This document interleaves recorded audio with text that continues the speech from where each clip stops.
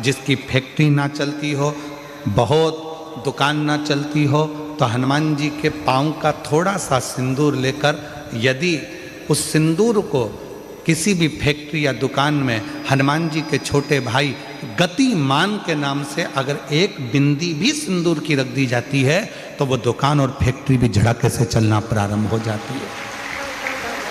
गतिमान हनुमान जी के छोटे भाई, एक हनुमान जी के छोटे भाई हैं मतिमान।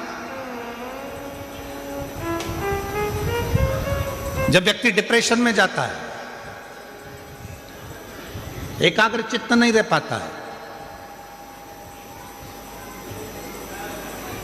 पढ़ने बैठता है पर एकदम मन नहीं लग पाता है, तो मतिमान का स्मरण किया जाता है। हनुमान जी के तीसरे नंबर के भाई का मतिमान। और कहते हैं एक दुर्वा यदि मतिमान के नाम से शंकर भगवान की शिवलिंग पर चढ़ा दी जाए और उसी दुर्वा को वापिस लेकर आया जाए, अंधेरा होने से पहले, सूर्य अस्त होने के पहले, शाम के प्रदोष के पहले यदि उस दुर्वा को उस व्यक्ति को चबा चबा कर खिला दो तो डिप्रेस हो रहा है, डिप्रेशन में है, चिंता में है, टेंशन में है और उसका विवेक काम नहीं कर रहा, बुद्धि स्थिर नहीं हो पा रही है या पढ़ने में मन नहीं लग पा रहा है, तो उसको आप एक दुर्वा मतिमान हनुमान जी के तीसरे नंबर के भाई मतिमान के नाम से अगर खिला देते हैं तो उसकी बुद्धि केंद्रित होना प्रारंभ हो जाती है और वो डिप्रेस से हटना प्रारंभ हो जाता है, मन स्थिर होने लगता है। मतिमान।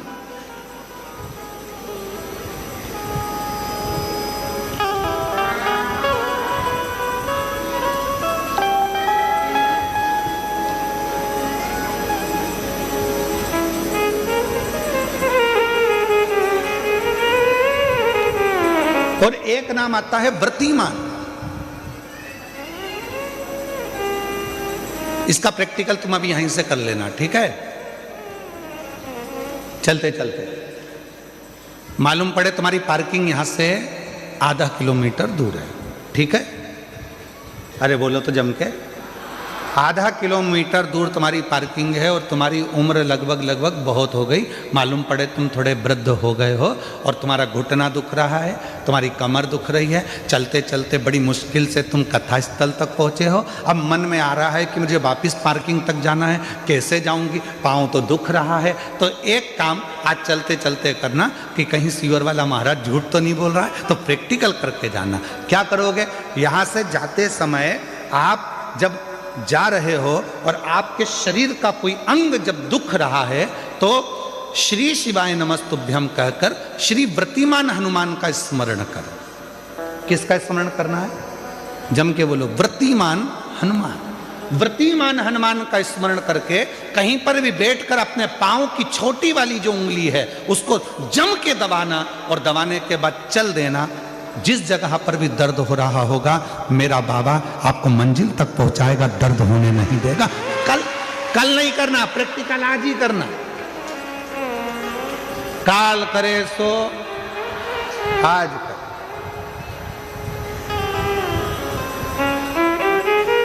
व्रतिमान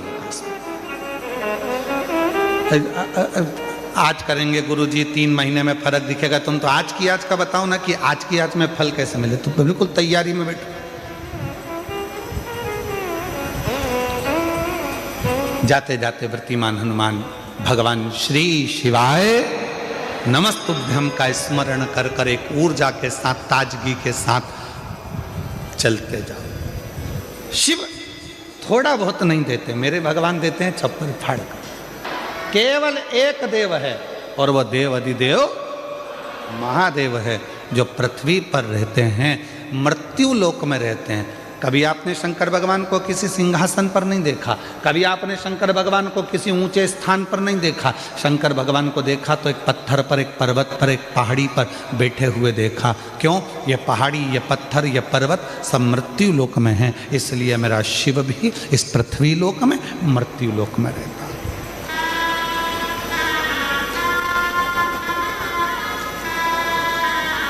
और उसको पाना सरल है, उसको पाना कठिन नहीं है।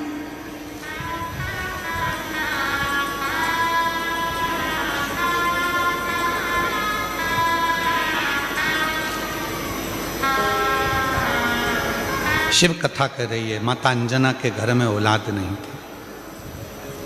गौतम बाबा ने उनको समझा दिया कि शिव की आराधना कैसे करना है। उन्होंने शंकर की आराधना करना प्रारंभ कर दिया। कोई साधारण भक्ति माता अंजना ने नहीं करी, शिव जी से लगन लगाकर बैठ गई। शंकर भगवान से अब केवल संतान नहीं, शंकर भगवान को तो अब ये विचार कर कर बैठी है कि मेरे घर में अगर औलाद हो तो शिव ही मेरे घर में संतान के रूप में जन्म। इतनी श्रेष्ठ भक्ति माता अंजना ने कर ली, इतनी प्रखर भक्ति माता अंजना ने कर ली। मेरा तू ही तो हमदर्द जिसे हर दर्द कहता हो। आप किससे कहो? ब्रह्मा जी ब्रह्मलोक में बहुत दूर हैं, भगवान विष्णु बैकुंठ में है, इंद्र लोक में बैठे हुए हैं। हम अपना दर्द किससे कहने जाएंगे? हम अपना दुखड़ा किससे कहने जाएंगे? हम अपनी तकलीफें किससे कहने जाएंगे? हम हमारा कष्ट किससे कहने के लिए जाएंगे? तो सारे देवताओं ने अपना अपना स्थान चुना। आखिरी में शंकर भगवान को बुलाया गया और शिव जी से कहा, सारे देवताओं ने अपना अपना स्थान चुन लिया है, तुम कहाँ रहना पसंद करोगे? पृथ्वी पर कोई रहना नहीं चाहता। क्यों? क्योंकि दुनिया के लोगों के दुखड़े इतने ज़्यादा हैं, रोज़ आएंगे, रोज़ दुखड़ा रोएंगे, रोज़ आएंगे, रोज़ तकलीफ कहेंगे, तो कोई देवता पृथ्वी पर नहीं रहना चाहता। आप बताओ, आप कहाँ रहना चाहते हो? शंकर भगवान ने कहा, मैं पृथ्वी पर रहने को तैयार हूँ, मृत्यु लोक में रहने को तैयार हूँ। तो भोले बाबा आपको सबके दुखड़े सुनना पड़ेंगे, भोले बाबा आपको सबके दुखड़े सहना पड़ेंगे, आपको सबके दुखड़े सुनकर उनके दुखड़ों को समाप्त करना पड़ेगा। शंकर भगवान ने कहा, मैं पृथ्वी पर रहने को तैयार हूँ और सबके दुखड़े सुनने को तैयार हूँ और सबके दुखड़े समाप्त करने को तैयार हूँ। मैं तैयार।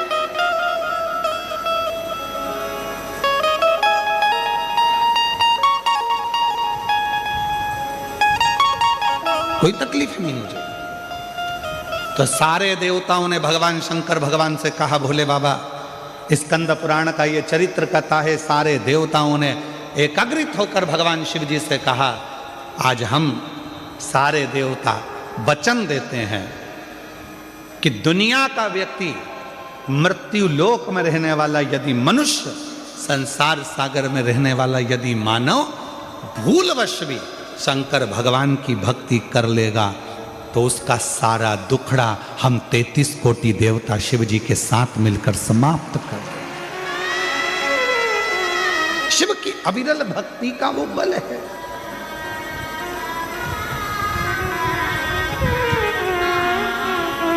मेरा तू ही तो हमदर्द जिसे हर दर्द कहता। आप उसको कहेंगे, स्वीकारें। माता अंजना का चरित्र कहता है, शिव की भक्ति में माता अंजना जी लग गई।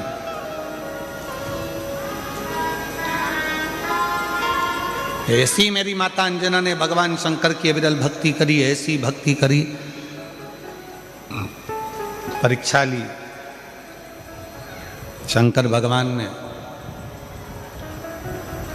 पार्वती जी को भेजा, भोलेनाथ जी ने जाकर कहो अंजना को कि क्या चाहिए, क्यों इतनी कड़क भक्ति कर रही हो, किस लिए? अंजना देवी के पास में पार्वती जी पहुंची और कहा क्या चाहिए? अंजना ने कहा मुझे संतान चाहिए। संतान? हाँ। कैसी संतान? तो कहा जिस शंकर भगवान की मैंने पूजन करी है वही शिव मेरे पुत्र के रूप में जन्म ले, बस ऐसी ही मेरी कामना है, ऐसी ही मेरी कामना है, और कुछ।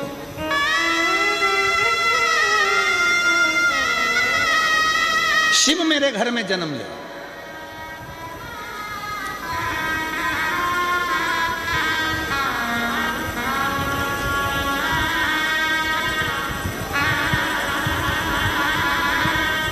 पार्वती जी ने शिव जी से कहा अंजना माता चाहती हैं आप उनके घर में जन्म ले लो। शंकर भगवान ने कहा कि मैं आजन्मा हूं, मेरा कभी जन्म नहीं होता। भगवान नारायण राम जी का रूप धर सकते हैं, भगवान नारायण कृष्ण का रूप रख सकते हैं, भगवान नारायण दत्त का रूप रख सकते हैं, भगवान नारायण कल्कि रूप रख सकते हैं, भगवान नारायण परशुराम स्वरूप धर सकते हैं, पर भगवान शंकर बोले कि मैं कभी अपना रूप नहीं रख सकता, मैं आजन्मा हूं, जन्म और मृत्यु से मैं परे हूं, इसलिए मेरा कोई दूसरा जन्म नहीं हो सकता। आपका दूसरा जन्म नहीं हो सकता तो फिर कुछ तो कृपा करो। तब भगवान शंकर भगवान ने कहा तुम चिंता मत करो, अंजना के गर्भ से मेरा ही एक अंश प्रकट होगा जिसका नाम स्वयं पवन पुत्र हनुमान होगा, लोग उसे हनुमान कहें। तुम क्यों चिंता करते हो? ठीक है प्रभु। और आया समय और माता अंजना के गर्भ से भगवान श्री हनुमान जी महाराज का प्रागट्य। पर हनुमान जी महाराज का प्रागट्य तो हुआ, पर शिव जी की एक लीला है, आपको मालूम है? देवता देते हैं पल्ला झाड़ कर और मेरा महादेव देता है छप्पर फाड़ कर।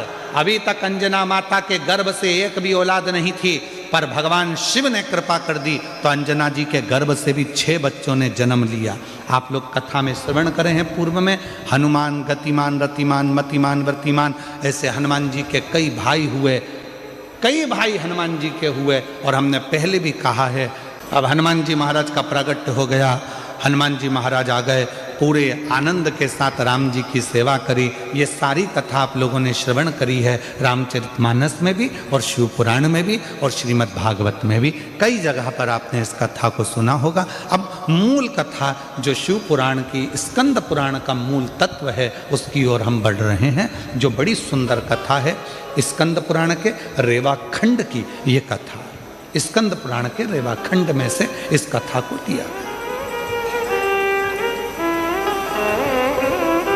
स्कंद पुराण का रेवाखंड कथा है, हनुमान जी महाराज राम जी के साथ में लंका पर चढ़ाई कर दिए, विजय प्राप्त कर लिए, आ गए। पुष्पक विमान में बैठकर मां सीता को लेकर आ रहे थे। अब आइए मुख्य कथा, स्कंद पुराण शिव पुराण की वो कथा जो अपने अंदर अपने को उतार आ रहे हैं। राम जी बैठ गए पुष्पक विमान में, मां जानकी साथ में, विभीषण हनुमान सब साथ में चल दिए।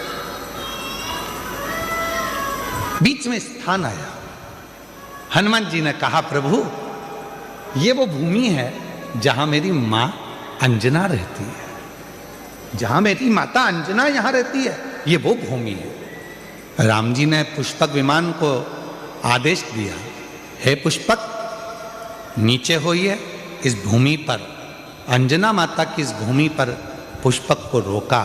हनुमान जी पुष्पक विमान से नीचे उतरे, हनुमान हमें तुम्हारी मां से मिलना है।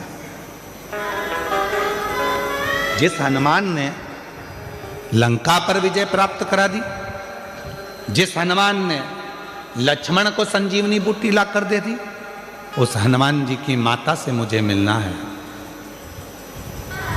हनुमान जी ने हाथ जोड़कर कहा प्रभु माता से तो मिला दूंगा, मना नहीं है, पर मेरी माता सबसे ज्यादा यदि आराधना और साधना करती है तो शिव की करती है। राम जी ने जो शब्द कहा प्रत्येक व्यक्ति के दिल में वो शब्द छूना चाहिए।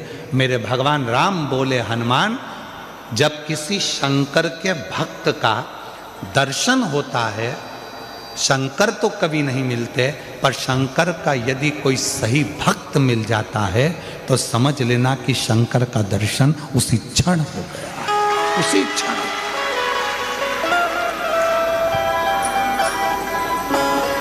उसी क्षण शिव का दर्शन उसी पल हो गया,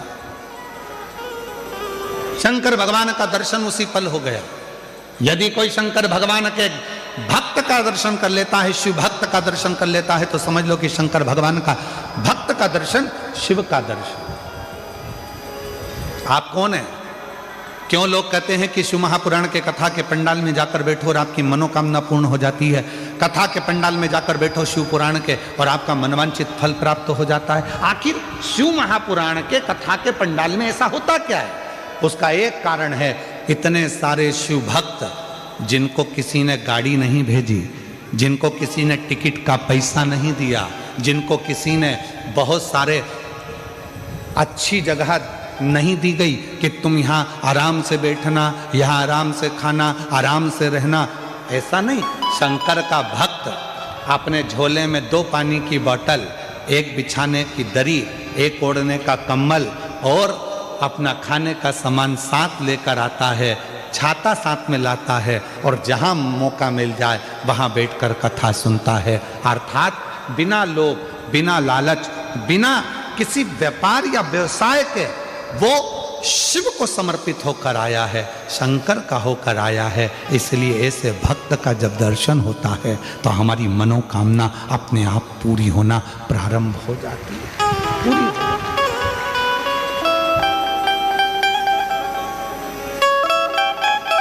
एक पत्र है, अच्छा है।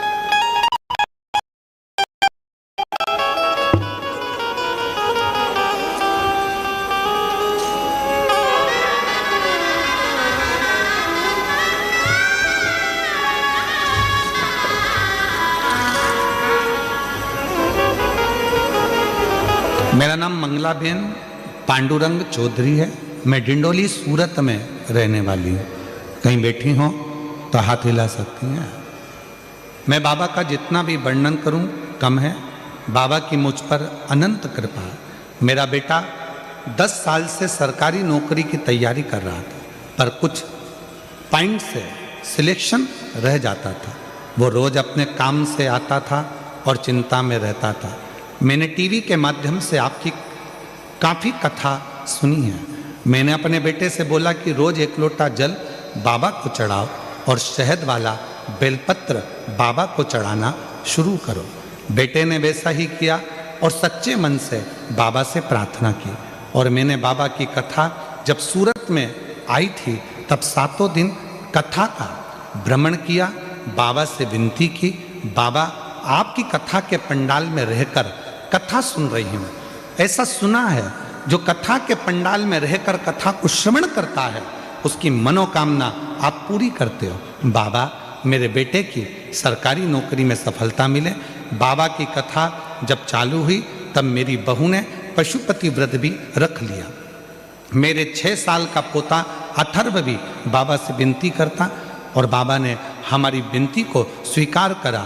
श्रद्धापूर्वक नमन करने के लिए आज मैं आई हूँ। आज मैं बाबा को धन्यवाद देती हूँ कि मेरे बेटे का सिलेक्शन सरकारी नौकरी मिल गई है और मेरे बेटे का नाम सचिन पांडुरंग चौधरी है जो अहमदाबाद के सरकारी टीचर बन गया है। मैं बाबा को यहाँ प्रणाम करने के लिए आई हूँ, बाबा को नमन करने के लिए। अगर कहीं बैठी हो तो आ सकते। शिव को कहो, शंकर को कहो, वो सुनता है महाराज और हृदय से देता भी, हृदय से देता। शिव कथा कह रही है। हनुमान जी ने कहा ये मेरी माता अंजना का गांव है और माता अंजना यहां रहती हैं, पर वो शिव की परंपरा। राम जी ने कहा हनुमान जब किसी शंकर भगवान के भक्त का दर्शन होता है, शिव भक्त का जब कभी दर्शन होता है और वो शिव भक्त अपनी दृष्टि से हमको देख लेता है तो निश्चित है हमारे आधे से ज्यादा दुख उसी पल खत्म हो जाते हैं, समाप्त हो उसी क्षण।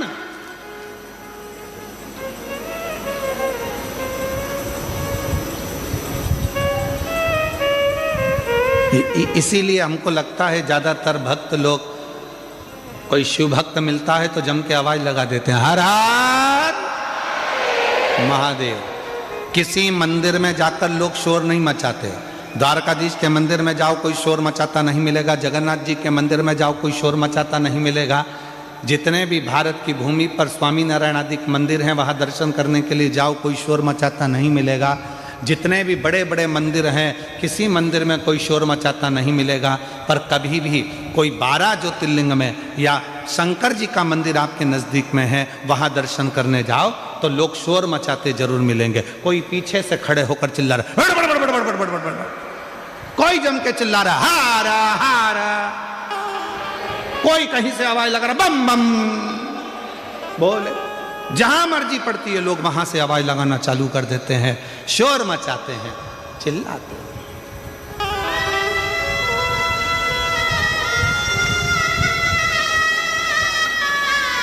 शिव का नाम लेकर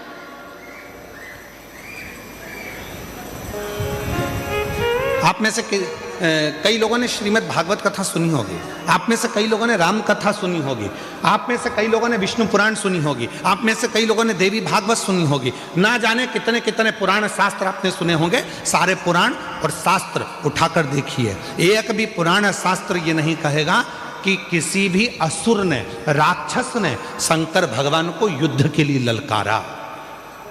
जितने भी असुर ने ललकारा वो सबने भगवान को ललकारा, विष्णु जी को ललकारा, ब्रह्मा जी को ललकारा, इंद्र को ललकारा, युद्ध के लिए देवी को ललकारा।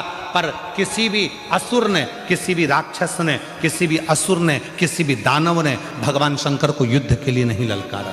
क्यों नहीं ललकारा? देवता तो देवलोक में रहते थे, भगवान विष्णु, भगवान शंकर तो पृथ्वी पर रहते थे, तो यहां तो शंकर भगवान को ललकार देना था। पर शंकर भगवान को एक ने भी नहीं ललकारा।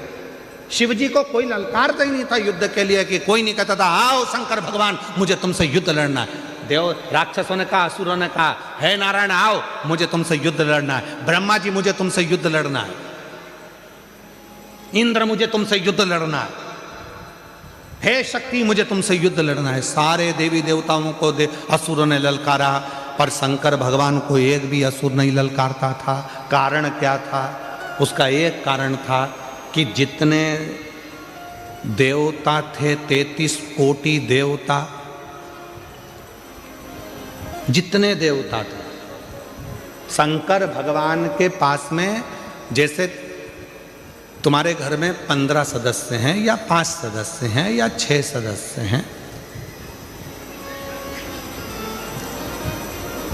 9 सदस्य हैं, 10 सदस्य हैं, तुम्हारे घर में जितने सदस्य हैं, प्रत्येक सदस्य के पास में जैसे 33 कोटि देवता हैं और 33 कोटि देवता में एक देवता के पास में जितना बल है, एक देवता के पास में जितनी सेना है, स्कंद पुराण कहती है, लिंग पुराण कहती है, शिव पुराण कहती है कि 33 कोटि देवता और 33 कोटि देवताओं से अंदाजा लगाना कि एक देवता की गिनती में अगर हम लेते हैं तो ऐसे मिलाकर 33 कोटि देवता होते हैं और 33 कोटि देवता के 33 कोटि गण शिव जी के पास है। अब तुम घर जाके जरा अंदाजा लगाना कि कितने हो गए। मतलब शंकर भगवान के पास में 33 कोटि अगर देवता हैं तो 33 कोटि देवता के 33 कोटि कोटि गण हैं शिव जी के पास। शास्त्र कहता है शंकर भगवान के गण जब जम के चिल्लाते थे, एक साथ जब आवाज लगाते थे और जो चिल्लाकर दौड़ते थे, तो जितने भी असुर हैं उनकी धर्म पत्नियां जो गर्भ से होती थीं उनका गर्भ गिर जाता था और असुरों के कान में से रक्त बहना प्रारंभ हो जाता था। युद्ध की तो जरूरत ही नहीं पड़ती थी, गणों के चिल्लाने से ही असुर मर जाते थे, प्राण छूट जाते थे चिल्लाने से।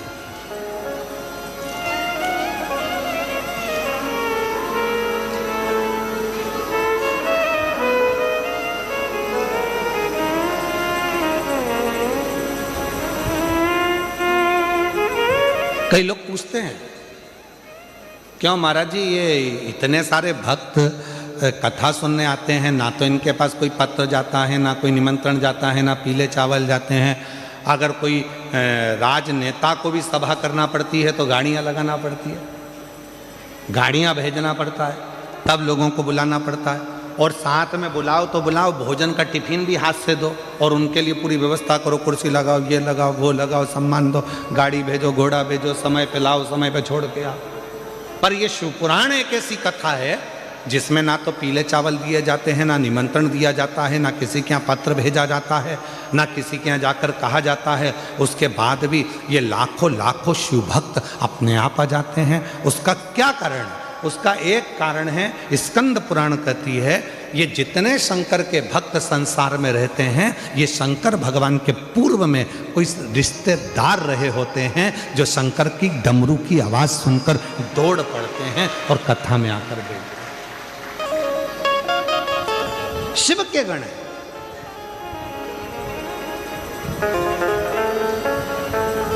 इसलिए महादेव नमन चरणों में स्वीकार कीजिए, सबका किया है मेरा भी उद्धार कीजिए, उद्धार कीजिए।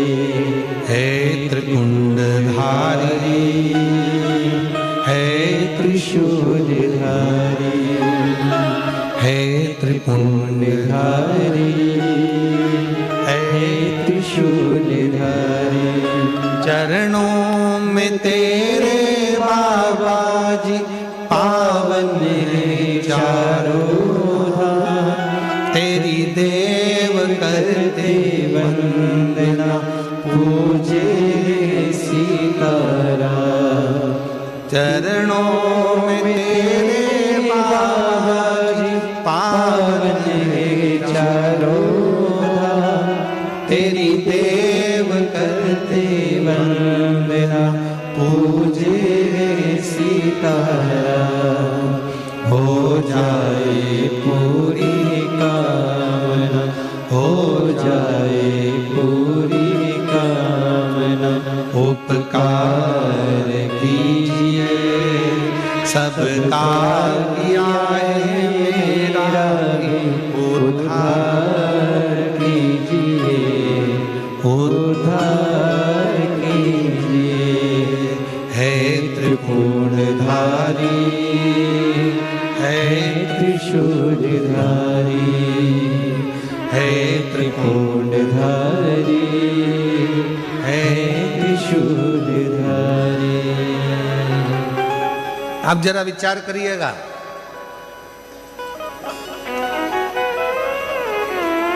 शिव के गण इतने प्रबल हैं, एक बार यदि जाग जाएं तो दुनिया में किसी की सामर्थ्यता नहीं है जो इनके आगे टिक जाए।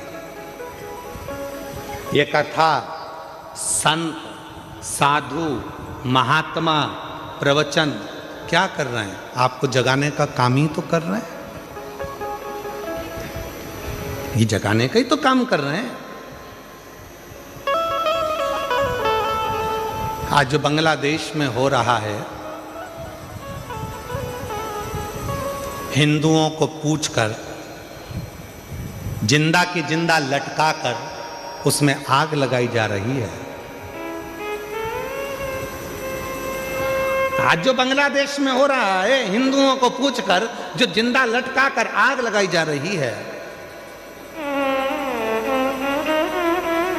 वो दिखाया जा रहा है, वो दिखाने का प्रयास कर रहे हैं।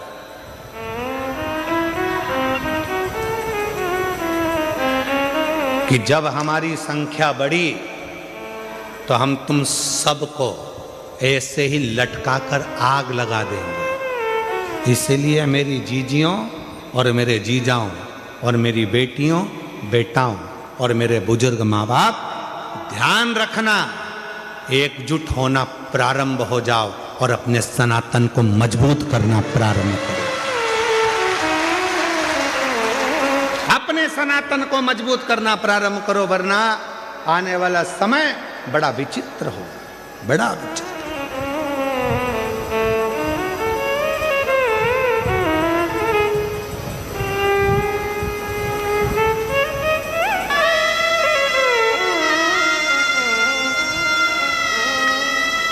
वो तो आपके गुजरात के दो प्रबल मेरे वल्लभ भाई पटेल जी की कुछ कृपा की मूर्ति आप लोगों ने दिल्ली में बिठा रखी है, तो सनातन धर्म की मजबूताई बहुत प्रबल हो रही है। सनातन धर्म प्रखर हो रहा है, प्रबल हो रहा है।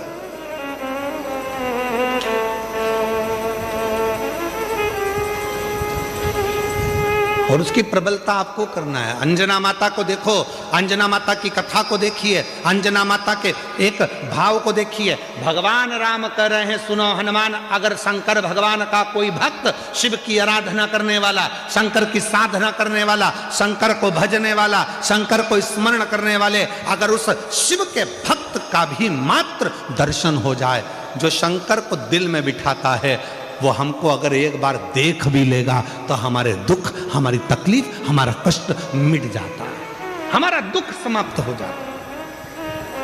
अब इसमें ना जाने कितने शंकर के भक्त आए होंगे, इस पूरी कथा में ना जाने शंकर भगवान के कैसे कैसे भक्त आए होंगे, जो शिव की भक्ति के लिए रात भर ठंड पड़ रही है, पड़े हुए हैं, ठंड में पड़े, खाने को मिला तो ठीक, ना मिला तो ठीक, पड़े।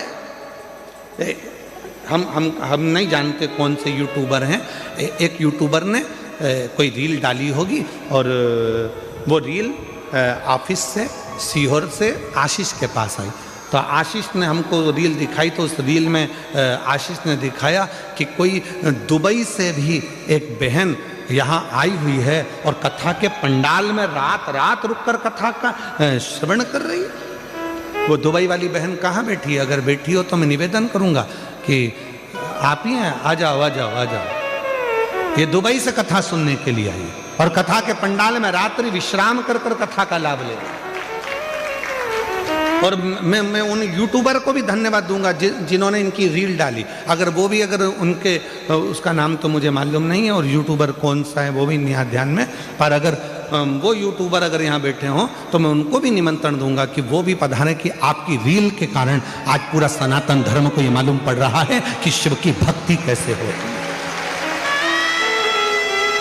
शंकर की साधना कैसी होती है, शिव की आराधना कैसी होती है, शिव भक्ति कैसी होती है।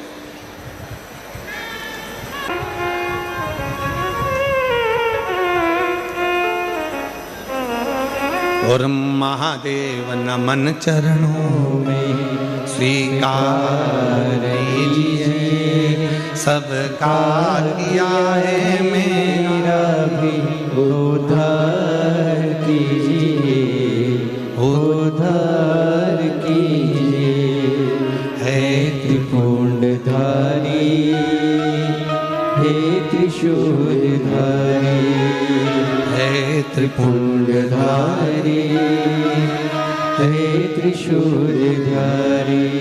चरणों में तेरे बाबा जी पावन है चारों धाम, चरणों में तेरे बाबा जी पावन है चारों धाम। तेरी देव करते वंदना, पूजे सीताराम, हो जाए पूरी कामना, हो जाए पूरी कामना। उपकार कीजिए, सबका किया है मेरा भी उद्धार कीजिए, उद्धार कीजिए। हे त्रिपुंडधारी, हे त्रिशूलधारी। शिव कथा कर रही है, अंजना माता का राम जी कर रहे हैं, मात्र मुझे दर्शन हो जाएगा और वो अपनी दृष्टि से मुझे देख लेंगी, उतने में भी मेरा आनंद हो जाए। चलो हनुमान, चलो। मुझे अंजना माता का दर्शन करना। जैसे ही सामने अंजना माता दिखी, राम जी ने झुककर प्रणाम किया, नमन किया।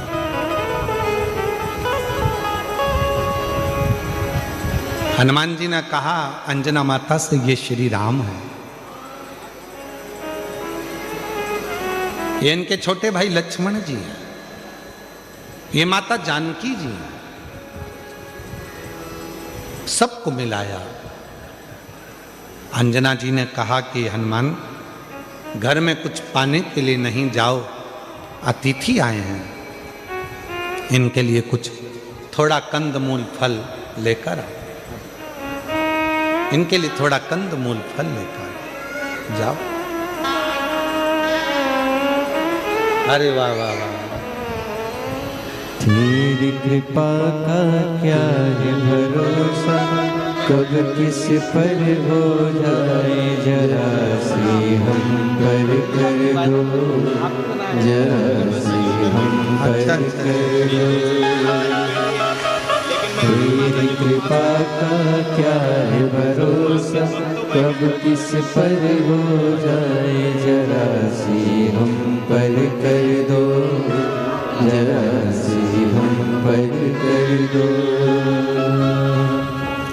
जिस पर भी हो गई तेरी कृपा करुणा, वो भव पार हुआ, भव पार हुआ। पापी हो चाहे जितना, उसका भी बाबा उद्धार हुआ, उद्धार हुआ। गिद्ध अजामन गणिका जैसे तेरे मन को भाए। बच्ची 2 दिन से रो रही है बाहर खड़े होकर, केवल उसको मिलना था। एक बार जोरदार ताली बजाओ, आज व्यासपीठ पे दौड़ के आई है। गिद्ध अजामन गणिका जैसे तेरे मन को भाए, जरा सी हम पर कर दो। मैंने कहा कि हनुमान जाओ, घर में कुछ पाने के लिए नहीं है, तुम जल्दी जाओ दौड़ के कंदमूल फल लेकर। अतिथि आया है, मेहमान आया है। शिव महापुराण की कथा कहती है अतिथि शिव का एक रूप होता है। अतिथि शिव का एक रूप होता है। इसीलिए हमारे यहाँ सनातन धर्म में कहा, शिव महापुराण की कथा के पंडाल में अगर कोई रात्रि रुककर कथा का इंतजार कर रहा है, सुबह स्नान आदि कर कर भगवान शिव की कथा के लिए बैठा हुआ है, इंतजार में डूबा हुआ है, वो कोई साधारण नहीं है, स्वयं मेरा देव अधिदेव महादेव है, शिव है। इसलिए मेरी जीजियों, प्रयास करा करो अपने घर से। अब गुजराती भाषा में तो क्या, गुजरात के लोग तो वैसे भी खाने में और खिलाने में बड़े होशियार होते हैं, और उसमें भी सूरत के।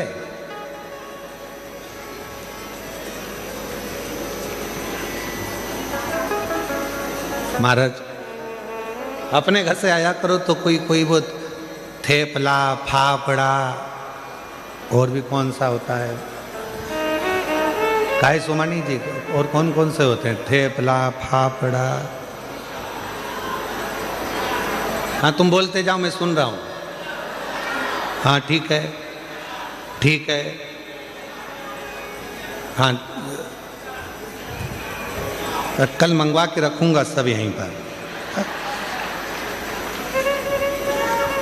तो निवेदन है, घर से आया करो तो थोड़ा थोड़ा लेकर चला करो, अपने लिए नहीं, जो अपने आसपास में बैठे उसका मुख झूठा कराने के लिए मेरा शिव नगर में आया है, मेरा शंकर है, मेरा भोले बाबा, मेरा शिव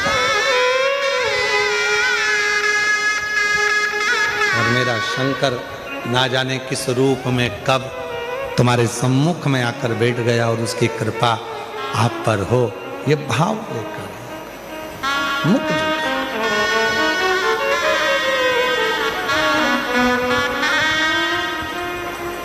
शिव कथा करे, भगवान शंकर का संवाद करा, हनुमान जी महाराज की कथा करे। हनुमान जी चले गए कंदमूल फल लेने के लिए, इतने में अंजना माता की आंख से आंसू बह रहे थे। राम जी ने पूछ लिया, मां क्यों रो रही हो? अंजना माता ने कहा, मेरे रोने का कारण केवल एक है, आज मेरे बेटे हनुमान ने मेरे दूध को लज्जित कर दिया। दूध को लज्जित कर दिया? राम जी बोले, मां ये कैसी बात करती हो? हनुमान जी ने तो माता जानकी जी का पता लगाया, हनुमान जी ने लंका में आग लगा दी, और आप कहते हो कि हनुमान जी ने मेरे दूध को लज्जित कर दिया? अंजना माता बोली, रे राम, हे प्रभु, हनुमान भूल गया कि किस माता का दूध पिया था उसने। आज मुझे बड़ा दुख है जो मेरे बेटे हनुमान ने मेरे दूध को लज्जित कर दिया। क्यों मां ऐसे शब्द क्यों कह रही हो? राम जी कह रहे, ऐसे शब्द क्यों बोल रही हो? क्या बात है?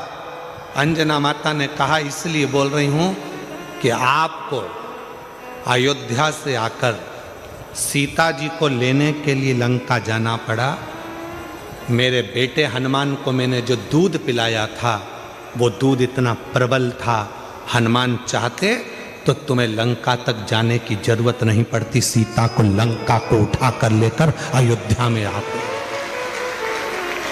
आज मुझे दुख है कि मेरा दूध आज लज्जित हो गया। हनुमान जी महाराज को लंका तो गए पर सीता को लेकर नहीं आए। आज दुख इस बात का है कि राम जी को लंका पर चढ़ाई करना पड़ी, उस रावण से युद्ध लड़ना पड़ा, उस मेघनाथ से युद्ध लड़ना पड़ा, उस कुंभकर्ण से युद्ध लड़ना पड़ा, इसलिए आज मेरा दूध लज्जित हो रहा है।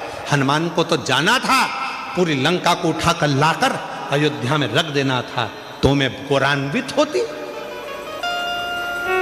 तो मुझ में गौरव होता। राम जी, आप नहीं जान पाएंगे कि इस माता ने जो दूध पिलाया है वो साधारण नहीं है। इस माता ने जो दूध पिलाया है वो साधारण नहीं है। छत्रपति वीर शिवाजी महाराज का एक प्रसंग याद आता है। एक किले से दूसरे किले पर जीजाबाई माता देख रही थी। छत्रपति वीर शिवाजी की माता जीजाबाई ने सामने देख रही थी, और उस सामने के किले पर भगवा नहीं था, दूसरों का ध्वज लगा हुआ था। तब माता जीजाबाई जब देख रही थी तो उन्होंने शिवाजी से बुलाकर कहा, शिवा, ये सामने के किले पर मेरा भगवा लहरा नहीं रहा। शिवा कहते हैं, मां उनके पास सेना ज्यादा है, हम आक्रमण नहीं कर पा रहे। जीजाबाई ने कहा कि कल तक सूर्य अस्त होने से पहले भगवा लहराना चाहिए उस किले के ऊपर। मां, सेना नहीं है इतनी हमारे पास, वो आप कर रही हो कि भगवा लहराना चाहिए। जीजाबाई ने कहा छत्रपति वीर शिवाजी से, वो किला सेना से नहीं मिलता, वो किला सीने में जब शिव बैठता है और शिवा जागता है तो भगवा आराम से लहरा सकता है। सीने में भगवा है और सीने में शिव है तो वो सेना भले ना हो, शिवाजी जाए और भगवा लहरा कर आए। छत्रपति वीर शिवाजी ने जितनी सेना थी उसी का साथ पकड़कर जो किले पर चढ़ाई करी, और माँ जीजाबाई के सामने उस किले पर भगवा लहरा गया। ये वीरता होना चाहिए, ये वीर।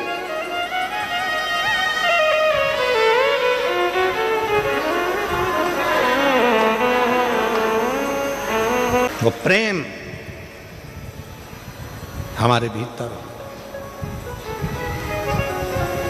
तो वो कहे ना, उठो जवान देश के वसुंधरा पुकारती, उठो जवान देश की वसुंधरा पुकारती। ये देश है पुकारता पुकारती माँ भारती, ये देश है पुकारता पुकारती माँ भारती।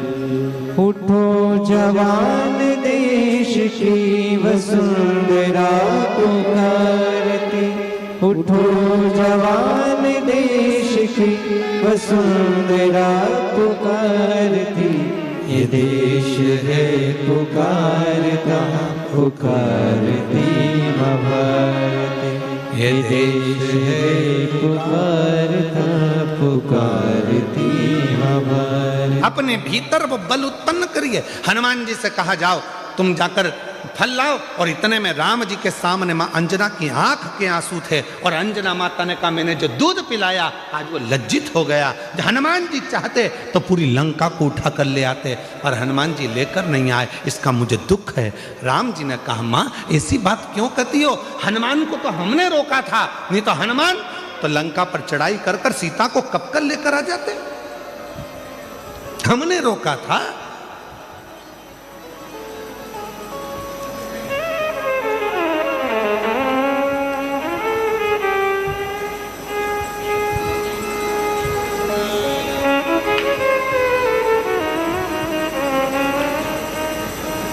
और महाराज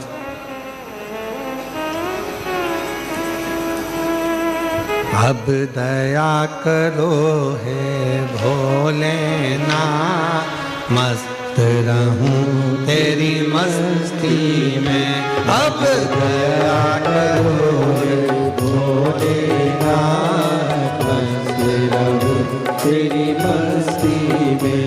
अब दया करो हे भोलेनाथ, मस्त रहूं तेरी मस्ती में। अब दया करो हे भोलेनाथ, मस्त रहूं तेरी मस्ती में। मेरे सिर पर रख दो अपना हाथ, मस्त रहूं तेरी मस्ती में। मेरे सिर पर रख दो अपना हाथ, मस्त रहूं तेरी मस्ती में। अब दया करो हे भोलेनाथ, मस्त रहूं तेरी मस्ती में। अब दया करो हे भोलेनाथ, मस्त रहूं तेरी मस्ती में।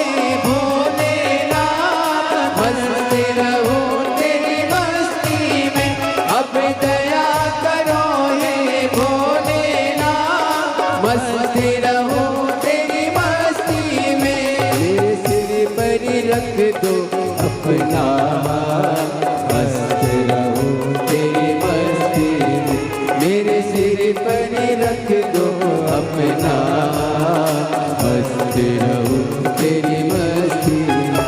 अब दया करो हे भोलेनाथ, मस्त रहूं तेरी मस्ती में। अब दया करो हे भोलेनाथ, मस्त रहूं तेरी मस्ती में।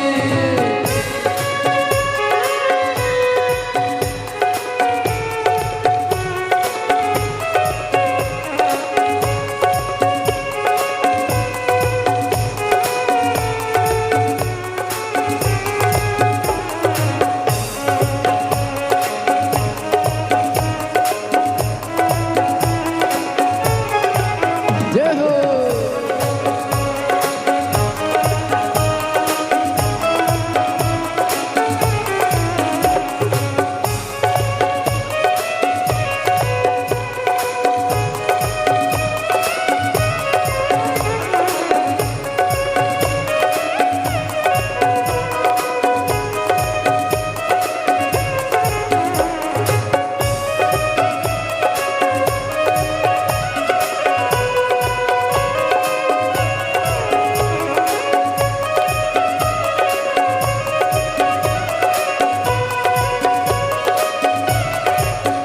मेरे मन में बसे हो भोलेनाथ, मस्त रहूं तेरी मस्ती में।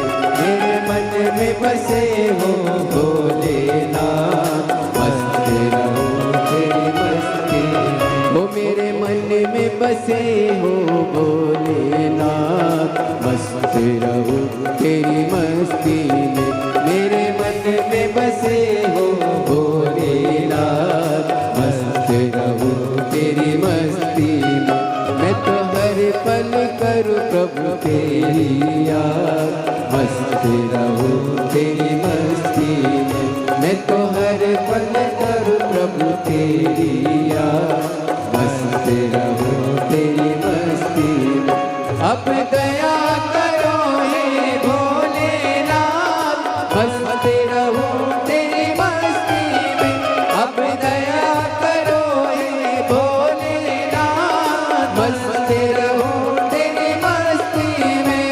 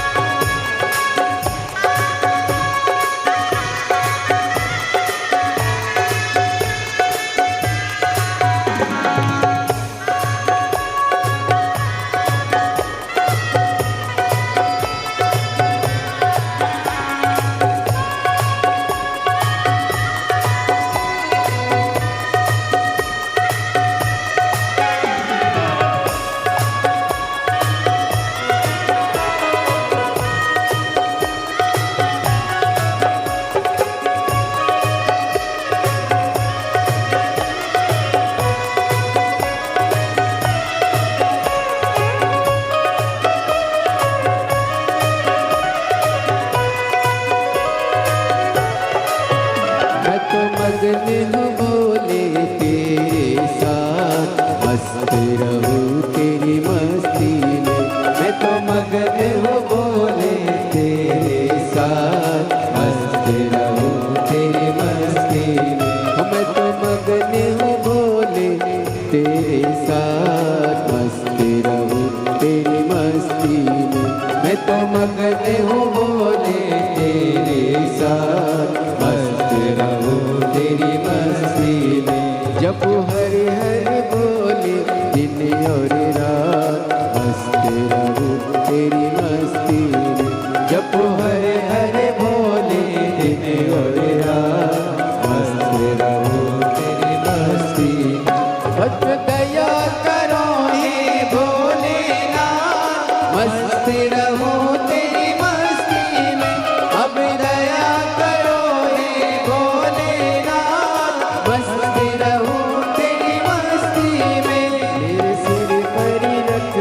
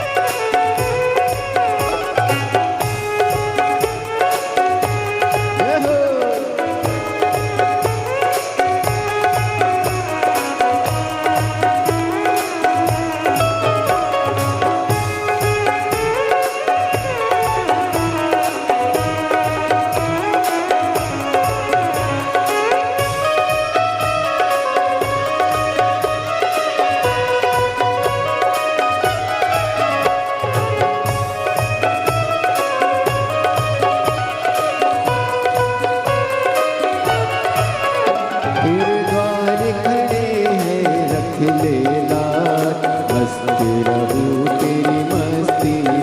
तेरे द्वार खड़े हैं रख देना, मस्त रहूं तेरी मस्ती में। तेरे द्वार खड़े हैं रख लेना, मस्त रहूं तेरी मस्ती में। तेरे द्वार खड़े हैं रख लेना, मस्त रहूं तेरी मस्ती में। ओ मैं तो झूम झूम के नाचूं आज, मस्त रहूं तेरी मस्ती में। मैं तो झूम झूम के नाचूं आज, मस्त रहूं तेरी मस्ती में। अब दया करोगे भोलेनाथ, मस्त रहूं तेरी मस्ती में। अब दया करोगे भोलेनाथ, मस्त रहूं तेरी मस्ती में। अब दया करोगे भोलेनाथ, मस्त रहूं तेरी मस्ती में। अब दया करोगे भोलेनाथ, मस्त रहूं तेरी मस्ती में। अब दया करोगे भोलेनाथ, मस्त रहूं तेरी मस्ती में।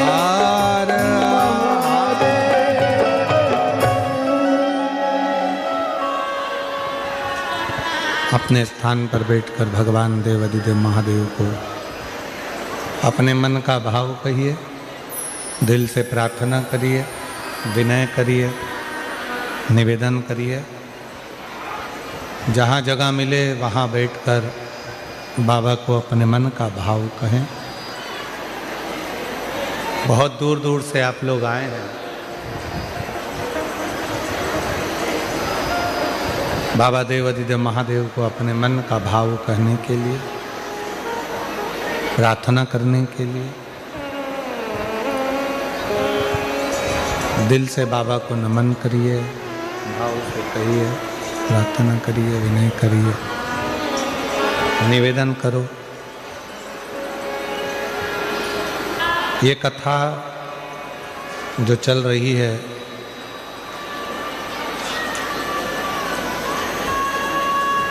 दस तारीख को विराम होगी। 2 बजे से 5 बजे तक ये कथा चल रही है। आज कथा का दूसरा दिन है। फिर कथा 16 जनवरी से 22 जनवरी तक दोपहर में 1 बजे से 4 बजे तक leprosy ground, Sardar state for lane, Ajwa road, Vadodara, Gujarat, Baroda में होगी। जहां कथा का समय 1 बजे से 4 बजे तक रहेगा। 16 से 22 जनवरी तक। बड़ौदा वालों को बहुत बहुत बधाई, जो बड़ौदा के क्षेत्रवासी इस पवित्र कथा को श्रवण कर सकेंगे। फिर कथा 27 से 31 तारीख तक 5 दिवसीय प्रयागराज में माघ मेले में कथा चलेगी। सतुआ बाबा शिविर में 1 बजे से 4 बजे तक। ऐसे ही कथाओं का क्रम निरंतर चलेगा। 14 फरवरी से 20 फरवरी तक रुद्राक्ष महोत्सव है।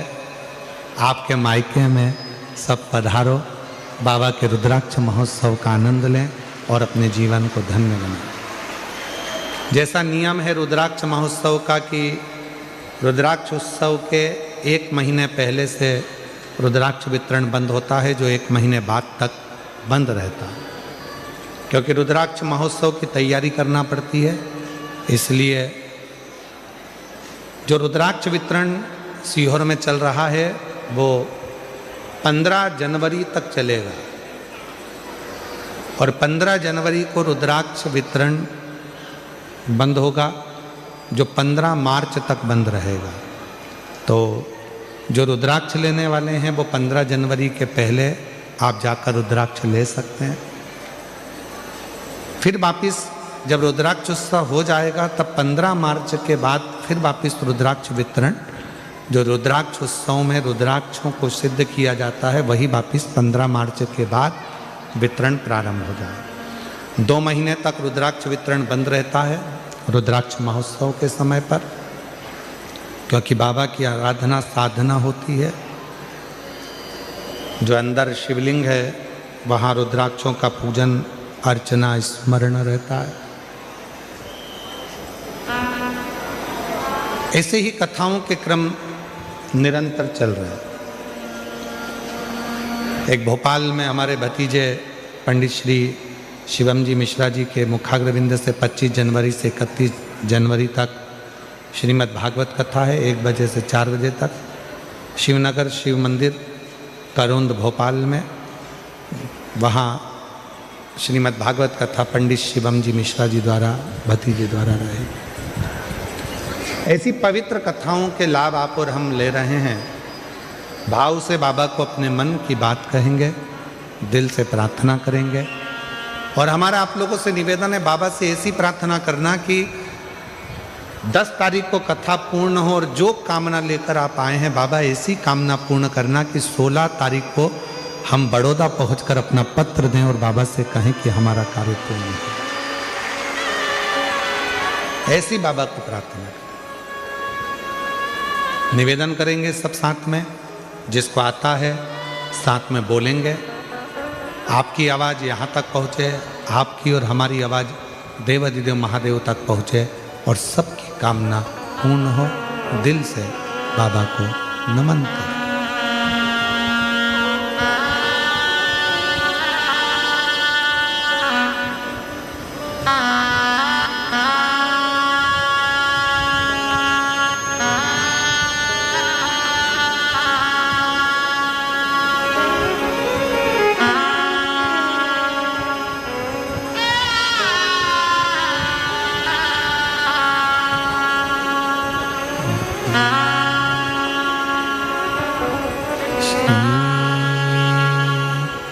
शिवाय नमस्तुभ्यं श्री शिवाय नमस्तुभ्यं श्री शिवाय नमस्तुभ्यं श्री शिवाय नमस्तुभ्यं श्री शिवाय नमस्तुभ्यं। भोला सब दुख काटो मारा, ओ भोला सब दुख काटो। शिव शंकर जपो तेरी माला, भोले बाबा जपो तेरी माला। भोला सब दुख काटो मारा, ओ भोला सब दुख काटो मारा। वेश है मंगल मंगलकारी, वेश है मंगल मंगलकारी। शमशान वासी हमारा, शमशान वासी हमारा। हो भोला सब दुख काटो मारा, हो भोला सब दुख काटो मारा।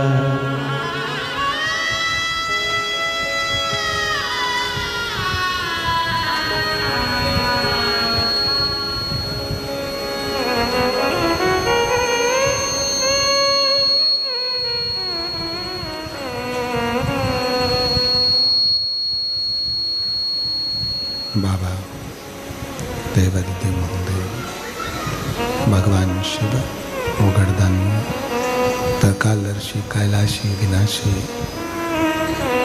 भगवान शंकर की पवित्र कथा कर रहे।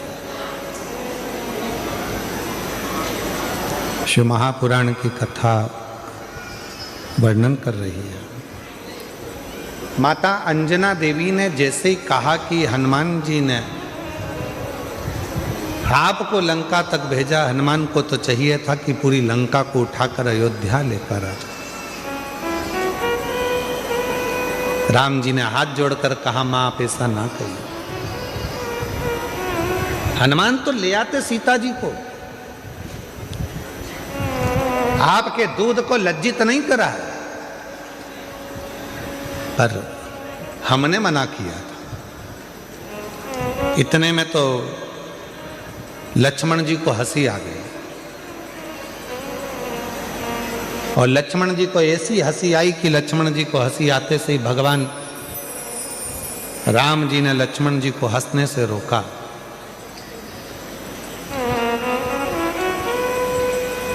अंजना जी को ठीक नहीं लगा। जब बड़े बात कर रहे हों और उसमें अगर कोई बीच में यह उपहास करे तो ये श्रेष्ठता कहां है?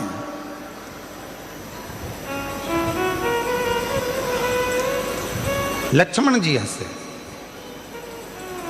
इतने में लक्ष्मण जी ने कहा माता अंजना जी से, देखो प्रभु भैया राम, माता तो अपने दूध का और अपने पुत्र का कितना गुणगान कर रही हैं और अपने आप का कितना गुणगान कर रही हैं। एक बार भी उन्होंने ये नहीं कहा कि लक्ष्मण के बाण से या राम जी के बाण से ये सब कुछ हो सका।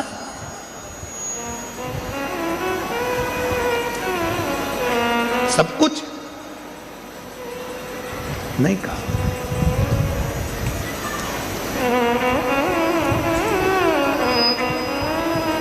माता जानकी जी ने कहा, लक्ष्मण तुम्हारा कहने का मतलब क्या है? क्या मेरे दूध में वो प्रबलता नहीं है? क्या मेरे पुत्र में वो प्रबलता नहीं है? इतना तो कहना था। तब माता अंजना ने कहा, ठीक है लखन है लक्ष्मण, प्रभु राम की साक्षी में ये सामने पर्वत है, इस पर्वत के टुकड़े तुम अपने बाणों से कर दीजिए। अंजना माता ने कहा, लक्ष्मण शिव की आराधना करी है और शिव की साधना करी है और शिव जैसे पुत्र को जन्म दिया है इस अंजना ने।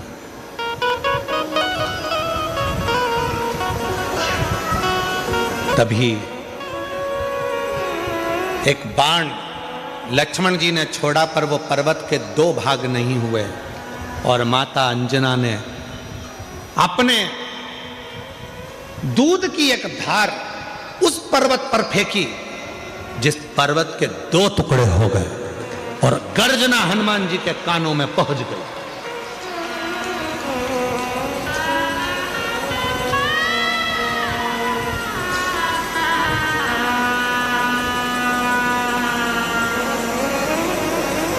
हनुमान जी के कानों में जैसी गर्जना गई, गर्जना जाते ही दौड़कर हनुमान जी महाराज आए। ना जाने ऐसी आवाज कहां से आई है, मेरे राम जी पर कोई उपद्रव तो नहीं हो गया, कोई बात तो नहीं हो गया। हनुमान जी महाराज भाग कर आए, और हनुमान जी ने जो भाग कर आए और आते से जो देखा तो पर्वत के दो टुकड़े थे जिसमें से दूध की धार बह रही थी।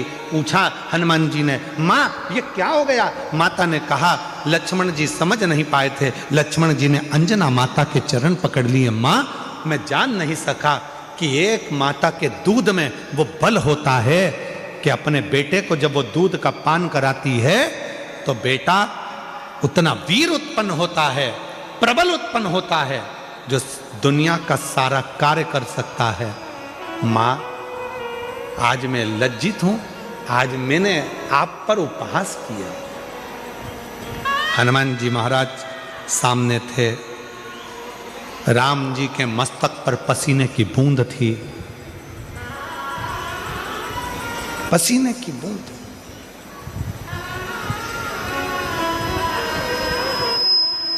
हनुमान जी बोले, मैं प्रभु राम जी के लिए जल लेकर आ। अंजना जी ने कहा, जल लेने तुम क्यों जाओगे? स्वयं मां नर्मदा जी का आह्वान किया माता अंजना ने, और मां नर्मदा जी कल कल करती बहती हुई आती हैं, और जो दूध की धार माता अंजना ने दी थी उस नदी से, दूधी नदी से माता अंजना के सम्मुख में नर्मदा मैया का संगम होता है, जहाँ पर भगवान राम जी ने जल का आचमन किया है। और जो आचमन राम जी ने करा, आज भगवान राम जी ने कह दिया, माँ ये स्थान अब कहीं नहीं जाएगा। दुनिया के लोग जब माँ नर्मदा जी की परिक्रमा करेंगे तो इस दूधी नदी के तट पर नर्मदा का संगम होगा। इस संगम का जो दर्शन करेगा वो अपने जीवन में शिव तत्व को प्राप्त करेगा, ऐसा भगवान राम जी ने वर दे दिया।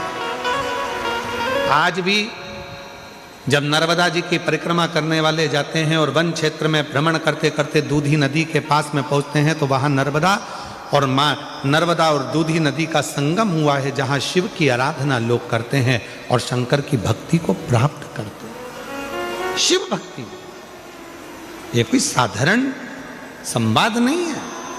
शिव महापुराण की कथा कथी है, भगवान शंकर का पवित्र चरित्र कथा है। जीवन में जिसने अपने शिव तत्व को प्राप्त करा, जैसे एक बार ब्रह्मा जी के मन में संशय उत्पन्न हो गया।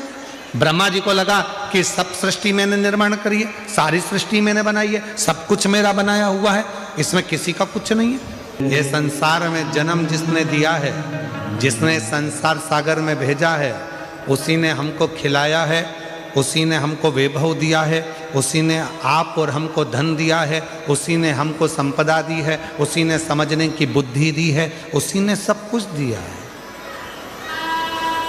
अब आगे आपके ऊपर निर्भर करता है कि इस बुद्धि को, इस मन को, इस चित्त को आप हम में डुबोएंगे कि राम में डुबोएंगे, ये आपके ऊपर निर्भर,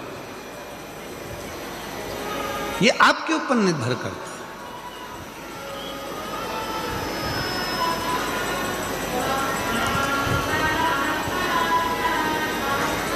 ये बुद्धि, ये चित्त, ये वृत्ति हमारी कहाँ जा रही है? ब्रह्मा जी के मन में अहंकार आ गया, ये पूरी सृष्टि का निर्माण मैंने करा। और जैसे ही ब्रह्मा जी के मन में अहंकार आया तो भगवान विष्णु ने समझाया, पर ब्रह्मा जी मानने को तैयार नहीं थे कि सब कुछ बनाने वाला शिव है, रचने वाला शिव है, संहार करता शिव है, निर्माण करता शिव है। ये ब्रह्मा जी को समझाए कौन? कौन कौन ज्ञान दे, कौन समझाए?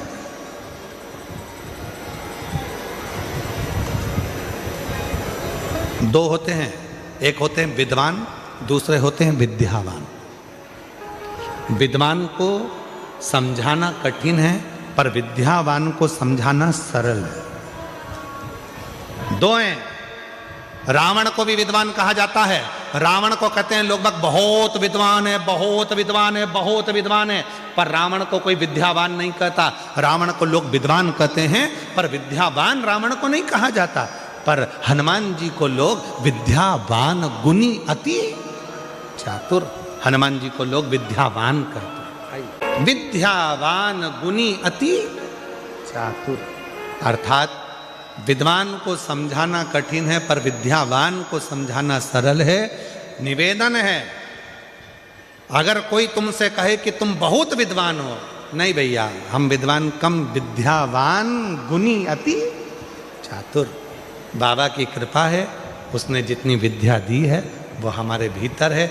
हम ज़्यादा कोई विद्वान तो है नहीं, पर इतना जरूर है कि उसकी कृपा से सब समझ लेते हैं, ये उसने दिया, उसने करुणा की, और उसकी कृपा के बिना कुछ हो भी नहीं सकता। ब्रह्मा जी को समझाया, पर ब्रह्मदेव मानने को तैयार नहीं हुए। एक भगवान ब्रह्मा और भगवान विष्णु ने एक पर्वत को घुमाना प्रारंभ करा, और पर्वत को घुमाना प्रारंभ करा, तब उस पर्वत में से शिवलिंग की आकृति प्रकट हुई। प्रथम शिवलिंग का निर्माण भगवान ब्रह्मा और भगवान विष्णु ने किया, और प्रथम शिवलिंग जब प्रकट हुआ तो उसमें से आकाशवाणी हुई, हे ब्रह्मा, तुम मुझे समझ नहीं पा रहे हो, इस सृष्टि का पालन करता, संहार करता, संचार करता सब मैं हूं। तब भी ब्रह्मा मानने को तैयार नहीं हुए। तो ब्रह्मा जी ने भगवान विष्णु जी से कहा, इस शिवलिंग में आप कहते हो कि शंकर है, तो उनके चरण कहाँ है, उनका शीश कहाँ है? इस शिवलिंग के चरण और शीश कहाँ है? ढूंढा जा, आ जाइए, आ जाओ। चरण और शीश है कहाँ?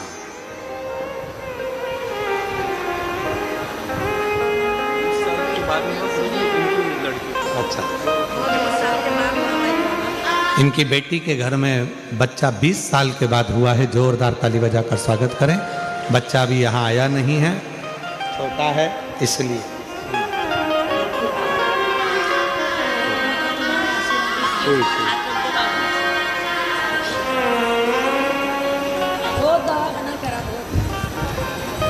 शिव कथा कर रही है। इस शिवलिंग के चरण कहाँ हैं? इस शिवलिंग का शीश कहाँ है? ढूंढो जरा। तब भगवान नारायण तो चरण ढूंढने के लिए गए और भगवान ब्रह्मा जी शीश ढूंढने के लिए गए, पर भगवान नारायण ने पहले ही कह दिया था चरण मिलने वाला नहीं है और ना ही शीश मिलने वाला है। ना चरण मिलेगा ना शीश मिलेगा, दोनों नहीं मिले, स्वीकार नहीं किया, समझे नहीं। भगवान नारायण जब नीचे जाते जाते जाते जाते चरण को ढूंढ ना पाए तो वापिस आ गए। ब्रह्मा जी जाते जाते एक गौमाता को पकड़ कर लिया है। गौमाता से कहा चलकर शंकर जी के सम्मुख में भगवान विष्णु से कह देना कि मुझे शीश मिल गया है। केतकी के पुष्प को लिया है, कह दिया, कह देना शीश मिल गया है। साक्षी में पूछा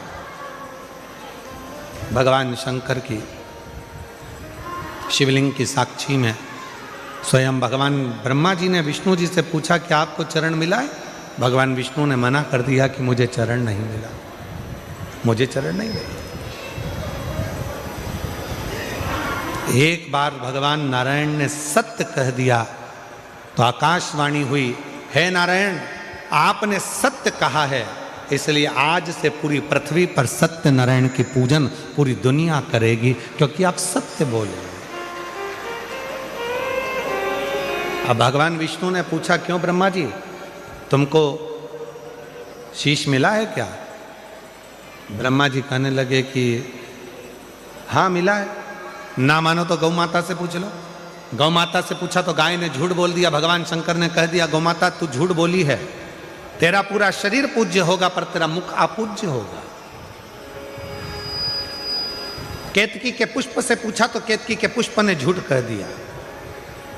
हे केतकी, सारे देवताओं पर यह केतकी का फूल चढ़ेगा पर शंकर भगवान पर कभी नहीं चढ़ेगा। ब्रह्मा जी से कहा ब्रह्मा जी अब तो सत्य बोल दो। ब्रह्मा जी सत्य बोलने को तैयार नहीं हुए, सच नहीं बोल पाए। और शिव महापुराण की कथा कहती है भगवान शंकर को सारे पुष्प, सारे पत्र, सारा पूजन साहित्य, इन सबसे भी ज्यादा यदि शिव जी को प्रिय है तो शंकर भगवान को सत्य प्रिय। इसलिए क्या कहा जाता है, सत्यम शिवम सुंदरम। जिसकी जिंदगी में सत्य आकर विराजमान हो जाता है उसकी जिंदगी में शिव आकर बैठ जाता है। और जब शंकर हमारे हृदय में आकर बैठ जाता है तो हमारी जिंदगी अपने आप सुंदर होना प्रारंभ हो जाती है, अपने आप। आप लोगों से भी निवेदन है, जीवन में एक बार थोड़ा प्रयास करो कि हफ्ते में, 2 दिन में, 5 दिन में, 7 दिन में अपने मुख से एक दिन ऐसा निकालो कि हम सत्य बोल सकें, सत्य बोल सकें। नहीं तो मरने के बाद तो लोग बोलेंगे राम नाम सत्य, पर अपने जीते जी अपन बोल रहे हैं, इससे बढ़कर और क्या चाहिए। सत्य बोले।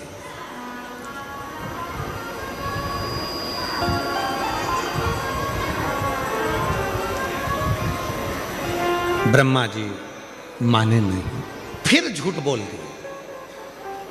शिव जी ने अपने पांव के अंगुष्ठ से नख तोड़ा, बाहर फेंका, काल भैरव को प्रकट कर लिया। काल भैरव से कहा इस ब्रह्मा का सिर काट दो। काल भैरव ने चीटी उंगली का नख तोड़ा, फेंका ब्रह्मा जी के सिर को काटने के लिए। और जिस मुख से ब्रह्मा झूठ बोल रहे थे, फेंकते से ब्रह्मा जी का सिर कट गया, लुढ़कता गया, रक्त बहने लगा। उस रक्त से कर्मनाशा नदी प्रकट हो गई।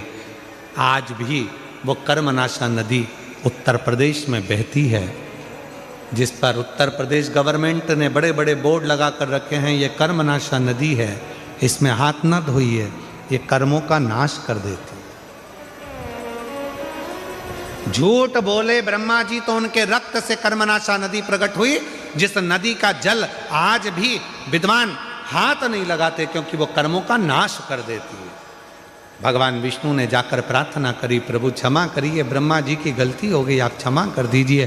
तब भगवान ने कहा क्या चाहते हैं नारायण? नारायण ने कहा ये कटा हुआ जो सिर है ब्रह्मा जी का, लोग इससे नफरत करेंगे, आप कुछ कृपा कर दीजिए। तब भगवान देवाधिदेव महादेव ने करुणा करी और ऐसी कृपा करी, शिव जी ने कहा ये ब्रह्मा का कटा हुआ सिर बट वृक्ष बन जाएगा और उस बट वृक्ष की छांव में मैं खुद बैठूंगा।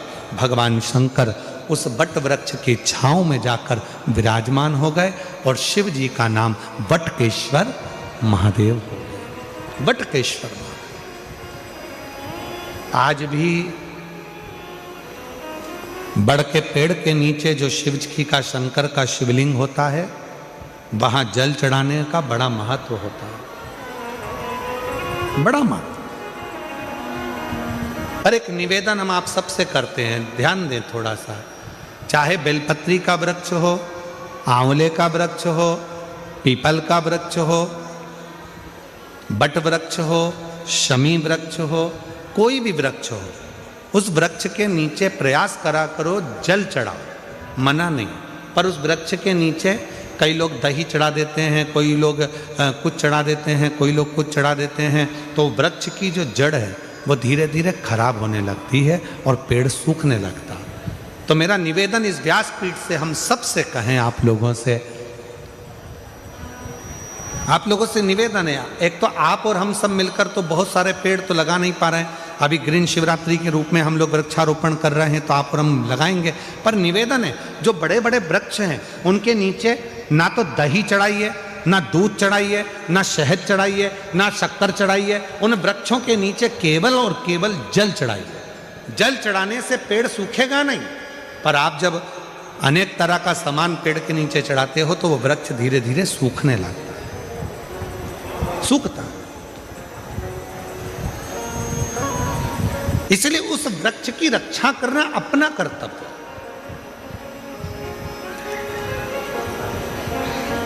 कई लोग बड़ के पेड़ के नीचे जाते हैं, उनकी भी पत्ती तोड़कर भगवान को चढ़ा देते हैं। ना ना ना, जो प्राचीन वट वृक्ष होते हैं, जो पुराने वट वृक्ष हैं, 500 साल पुराने हो, 700 साल पुराने हो, 1000 वर्ष पुराने हो, 400 साल पुराने हो, ऐसे जो वट वृक्ष होते हैं, पीपल के वृक्ष होते हैं, इनकी पत्तियों को नहीं तोड़ना चाहिए, इनको तो प्रणाम करना चाहिए। क्योंकि जो बुजुर्ग होता है उसका आशीर्वाद ही हमारे जीवन में सफल होता है, उसका आशीर्वाद नहीं, उसको तोड़े नहीं।